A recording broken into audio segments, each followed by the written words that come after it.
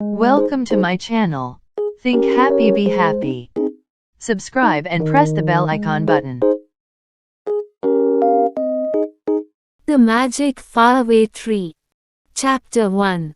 Rick Comes to Stay. Once upon a time there were 3 children, Joe, Beth and Franny. They lived with their mother and father in a little cottage deep in the country. They had to help their parents both in the house and in the garden, as there was lots to do. Now, one day their mother had a letter.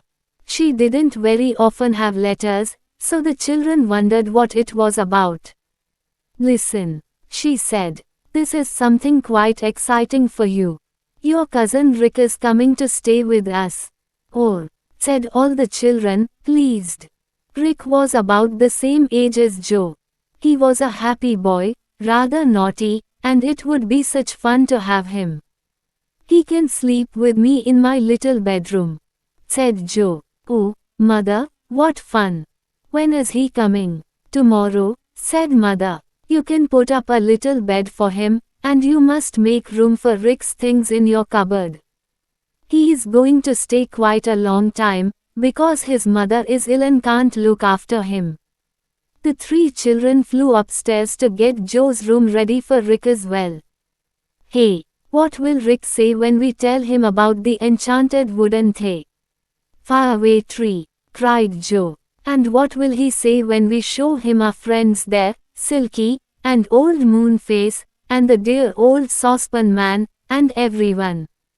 said Beth. "He will get a surprise," said Franny. They got everything ready for their cousin. They put up a little camp bed for him, and found some blankets. They made room in Joe's cupboard and bedside cabinet for Rick's clothes. Then they looked out of the window. It looked onto a dark, thick wood, whose trees waved in the wind, not far from the bottom of the garden.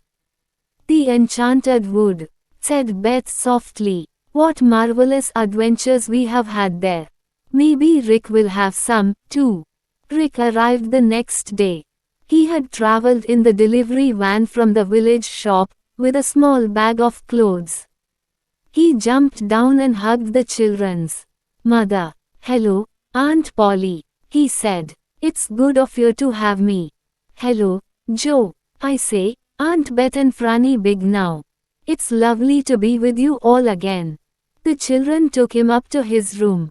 They helped him to unpack his bag and put his things neatly away in the cupboard and the bedside cabinet. They showed him the bed he was to sleep on.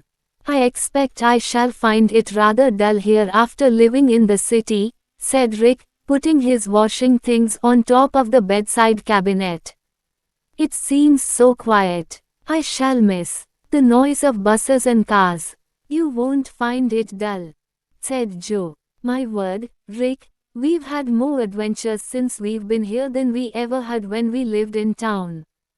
"What sort of adventures?" asked Rick in surprise. "It seems such a quiet place that I shouldn't have thought there was even a small adventure to be found." The children took Rick to the window. "Look, Rick," said Joe. "Do you see that thick, dark wood over there, backing onto the lane at the bottom of our garden?" "Yes," said Rick. "It seems quite ordinary to me, except that the leaves of the trees seem a darker green than usual." "Well, listen, Rick, that's the enchanted wood," said Beth. Rick's eyes opened wide. He stared at the wood. "You are making fun of me," he said at last. "No, we're not," said Franny. "We mean what we say. Its name is the enchanted wood and it is enchanted. And oh, Rick, in the middle of it is the most wonderful tree in the world." "What sort of tree?" asked Rick, feeling quite excited. "Oh, it's a really enormous tree," said Joe. "Its top goes right up to the clouds, and oh, Rick, at the top of it is always some strange land.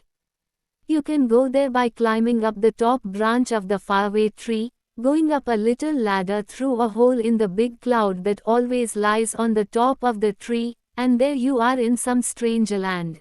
"I don't think I believe you," said Rick. "You are making it all up." Rick, we'll take you there and show you what we mean, said Beth. It's all quite true. We've had such exciting adventures at the top of the faraway tree.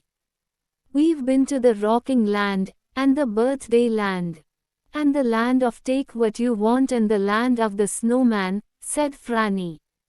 You just can't imagine how exciting it all is, and, Rick, all kinds of odd folk live in the trunk of the faraway tree, said Joe. We've lots of good friends there. We'll take you to them one day. There's a dear little fairy called Silky, because she has such a mop of silky golden hair. And there's funny old Mr. What's his name, said Franny. What's his real name? Asked Rick in surprise. Nobody knows, not even himself, said Joe. So everyone calls him Mr. What's his name. Oh, and there is the old saucepan man. He's always covered with kettles and saucepans and things, and they're so noisy that he always hears everything wrong.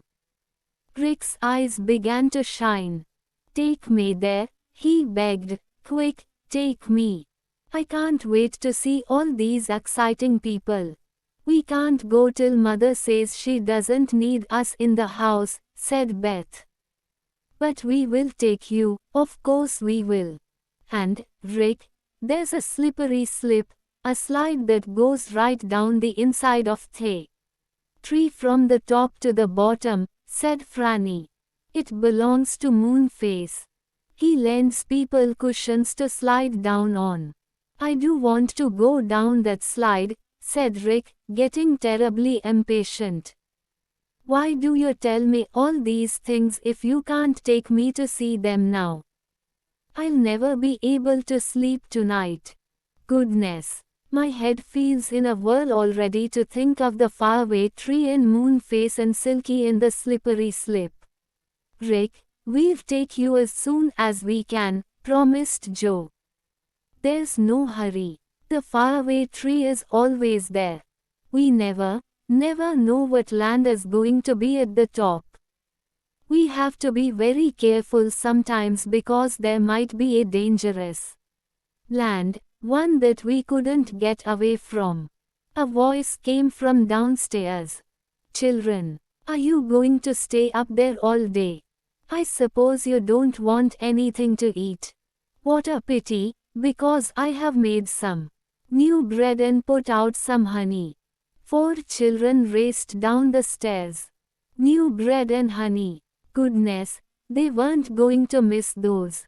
Good old mother, she was always thinking of some nice little treat for them.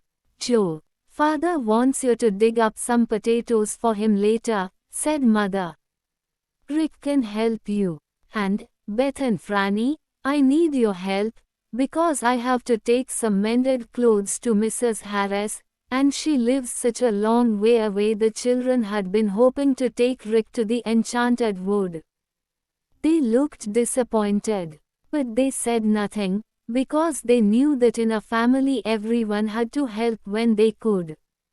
Mother saw their disappointed faces and smiled. I suppose you want to take Rick to see those peculiar friends of yours, she said. Well now, listen. If you are good children today, and do the jobs you have to do, I'll give you a whole day off tomorrow. Then you may take your lunch and dinner and go to visit any friends you like. How would you like that?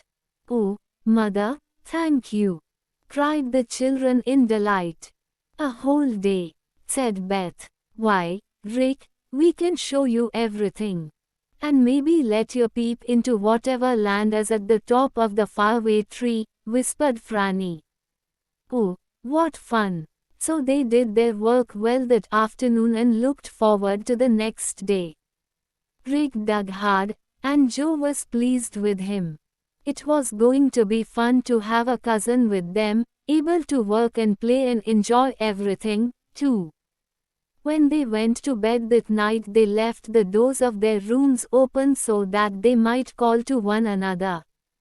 Sleep well, Rick, called Beth. I hope it's fine tomorrow. What fun we'll have. Good night, Beth, called back Rick. I can't tell you how I'm longing for tomorrow. I know I shan't be able to sleep tonight. But he did, and so did all the others. When Mother came up at 10 o'clock, she peeped in at the children, and not one was awake. Joe woke first next day. He sat up and looked out of the window. The sun streamed in, warm and bright. Joe's heart jumped for joy. He leaned over to Rick's bed and shook him. Wake up, he said. It's tomorrow now, and we're going to the enchanted wood. To be continued. Please subscribe my channel and encourage me to upload more videos. Like, comment, share, subscribe and press the bell icon and never miss another update.